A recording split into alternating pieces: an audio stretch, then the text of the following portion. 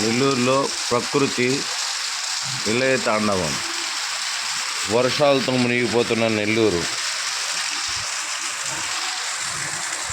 ఏకధాటిగా పోయిన నెల 16 నుంచి ఈ నెల మీరు డేట్ ఎంత చూసుకోండి, 14 ఎంతో వస్తుంది.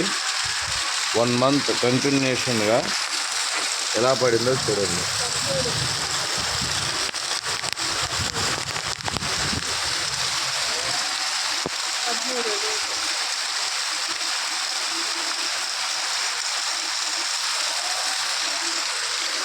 ఇలాంటి విపత్తుల గురించే నేను మన చెప్పింది. ఎలాంటి వారైనా తప్పించుకోలేరు, ఇది వాస్తవం. వర్షాల వల్ల ఏమవుతుందని మీరు అనుకుంటారు? కొండ చర్యలు ఇరిగిపడవచ్చు, ఇలాంటి బిల్డింగులు నాని పగిలి చీలి కూలిపోవచ్చు, జన నష్టం జరిగిపోవచ్చు, ప్రాణ నష్టం జరగవచ్చు, ఆస్తి నష్టం జరగవచ్చు. చిన్న సన్నకారు రైతులు పంటలు మునిగిపోవచ్చు, మనిషికి అంత గింజ లేకుండా పోవచ్చు, ఉన్న ధాన్యం తడిసిపోవచ్చు. చూసారా?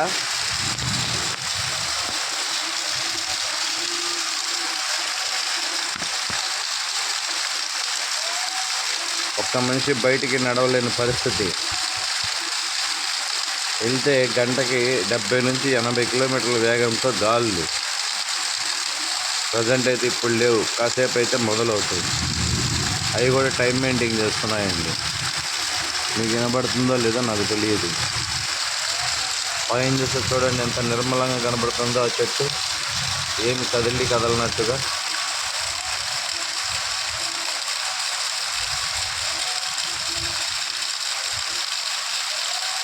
వాటర్ ట్యాంక్ పైన ఉంది, అది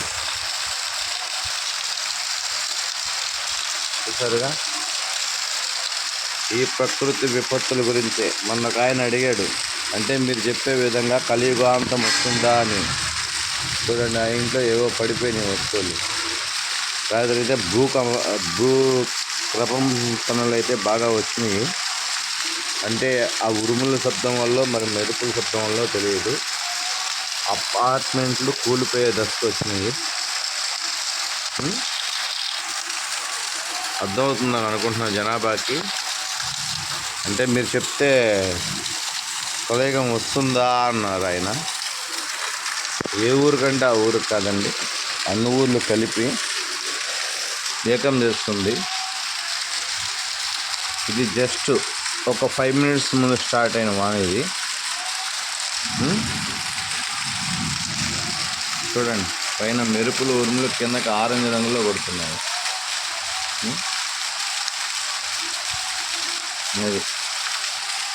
వర్షం వస్తే ఇప్పుడు పట్టాలు నాటుకున్నారు మొన్న చిరుజల్లుల వల్ల, వాళ్ళు ఎన్ని మునిగిపోతాయండి. ఎందుకంటే ఈ వేస్ట్ ఆఫ్ వాటర్ అంతా వాటిలోకి కాలువల నుంచి వాళ్ళకి వెళ్ళి చిన్న సన్నకారు కాలువలోకి వెళ్ళిపోతాయి.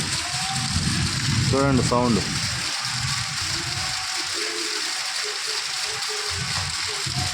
ఇలా పాతబడ్డ ఇల్లులు, చిన్న పూరి గుడిసెళ్ళు, అక్కడక్కడ కట్టల మీద వేసుకున్న కట్టలు తెగడము, చెరువు గండ్లు పడము, చేపల చెరువులు తెగిపోవడము, ఆ రైతు నష్టపోవడము, ధాన్యం తెచ్చిపోవడము, ఆ రైతు నష్టపడ్డము. దానివల్ల మనకి బియ్యం రేట్లు పెరగడము, మనిషి కొనలేని పరిస్థితి, అమ్మలేని పరిస్థితికి వచ్చేస్తారు. ప్రతి ఒక్కటి ఈ నెల నుంచి నేను చెప్తానన్నాను కదా, చెప్తున్నాను. ఇలాగే జరుగుతాయండి. అయితే అతివృష్టి లేకపోతే అనావృష్టి కొనలేని పరిస్థితికి వస్తుంది. ఇది ప్రభుత్వం కాదండి, ప్రకృతి విలయం ఇది. దీన్ని ఆపేది ఆ మహాశివుడు తప్ప ఎవ్వరు లేరు. కానీ ఇది ఆల్రెడీ ముందుగా లిఖించబడింది. ఎవరో చెప్పిందో కాదు, ఏం చేసిందే కాదు, ఆల్రెడీ బ్రహ్మంగారు చెప్పారు. శివ బ్రహ్మ విష్ణువులు ఎవరైనా సరే దీన్ని అడ్డుకునే శక్తి లేదండి వాళ్ళకి. ఇది ప్రకృతి విలయ తాండవమే తప్ప జనం అనేది ఉండదు. ఆలోచించండి, ఇలాంటి టైంలో వాళ్ళు వచ్చారు, వీళ్ళు వచ్చారు, వాళ్ళని మేము కాపాడాం కాపాడాం కాదండి. ఇలాంటి రానప్పుడు మనల్ని కాపాడుకుంటా వృక్షో రక్షిత రక్షిత అని ఎందుకన్నారంటే ఇలాంటి వాళ్ళని అడ్డుకొని భూమిని ఇంకి చేసుకుంటాయండి. మనం బిల్డింగ్లు కట్టేసి ఇంటికి ఒక్క చెట్టు అయినా ఉంటే అదొక ధర్మం ఉంటుంది. ఇంట్లో ఉన్న చెట్టు అడ్డుగా ఉందని గచ్చు పోపించుకొని రూమ్ కట్టించుకోండి. అవుట్ సైడ్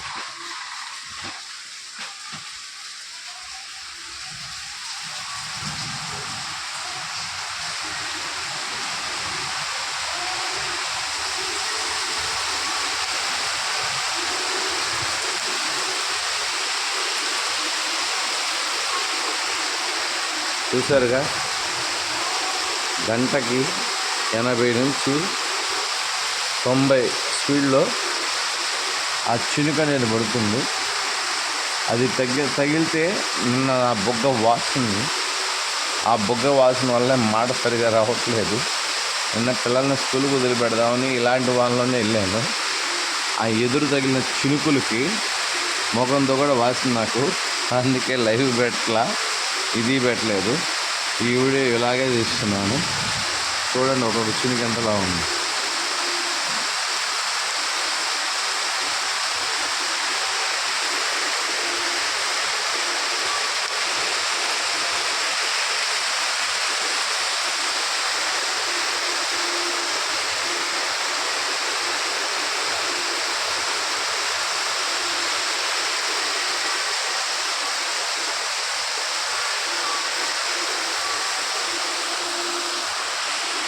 హాయ్ అండి. ఆ సౌండ్కి నా మాటలు కూడా వినపడవు, అంత గట్టగా పడుతుంది వాన.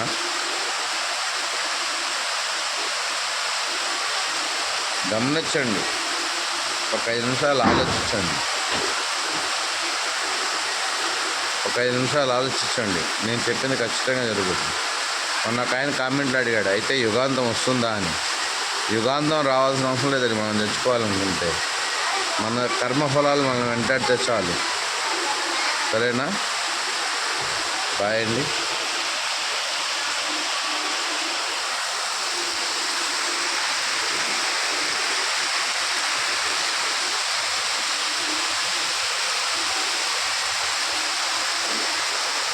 ఈ వాన గాలితోడి అయితే ఏమవుతుందండి, ఆ బిల్డింగ్ దెబ్బ పడిపోతుంది. ఆల్రెడీ పైన చెట్లు కాసి నెరులు వేస్తున్నాయి చూడండి.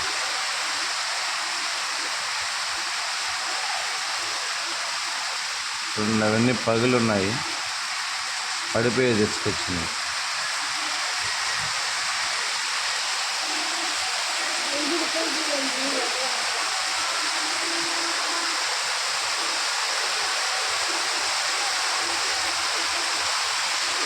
కరెక్ట్గా 2 డేస్లో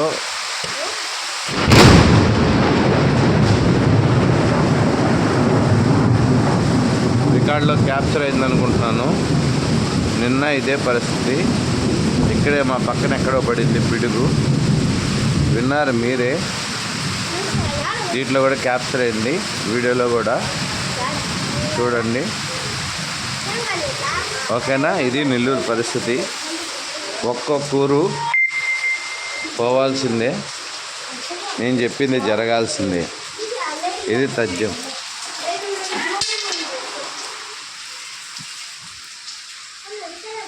కాలు తుడుచుకుని రండి. పోయిందా కరెంటు? ట్రాన్స్ఫారం పగిలినట్టుంది. పోండి.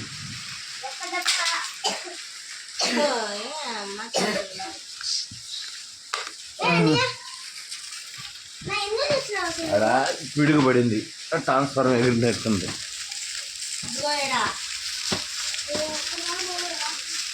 సరే ఫ్రెండ్స్, మళ్ళీ ఉంటాను. ఫేస్ మళ్ళీ చూపిస్తాను. కరెంటు కూడా లేదు, పోయింది. మాది నెల్లూరుకి కరెంటు పోదు, కృష్ణాపట్నం పోర్ట్ కాబట్టి పోర్ట్ ఏరియా ఇది. ఓకేనా? అది పరిస్థితి. క్యాప్చర్ అయిందండి పిడుగు, చూసుకోండి. Bye, thank you friends. అది మళ్ళీ ఇప్పుడు వచ్చింది.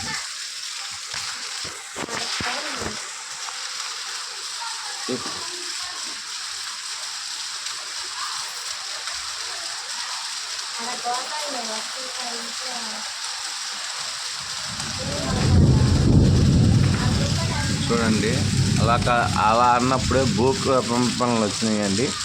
ఆ ప్రకంపనలు ఏం చేస్తాయేమో తెలియదు. ఇంకొక 2 days కానీ ఇలాగని పడితే ఖచ్చితంగా ఈ బిల్డింగ్స్ పడిపోతాయి. ఓకేనా? మొత్తం 22 బ్లాక్లు ఉన్నాయండి. 22 × 32 అంటే ఒక్కొక్క బ్లాక్ 32 ఉన్నాయి. అంటే 704 అంటే 704 ఇళ్ళు. 704 ఇంట్లో ఈజ్వల్ టు దగ్గర మేము ఇంటికి 4 వేసుకున్నా కూడా ఫ్యామిలీ పరంగా 2 భార్యాభర్తలు పిల్లలు 2 వేసుకున్నా కూడా 4 నెంబర్స్ అంటే 1408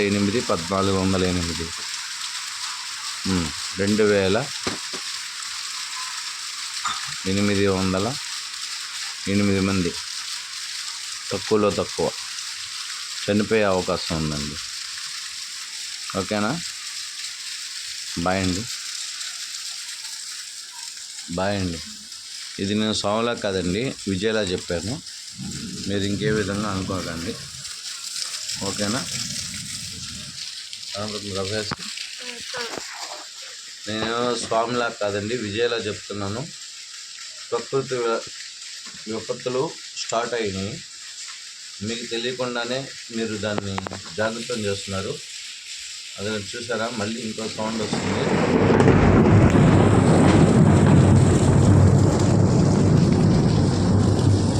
ఇది నెల్లూరు పరిస్థితి.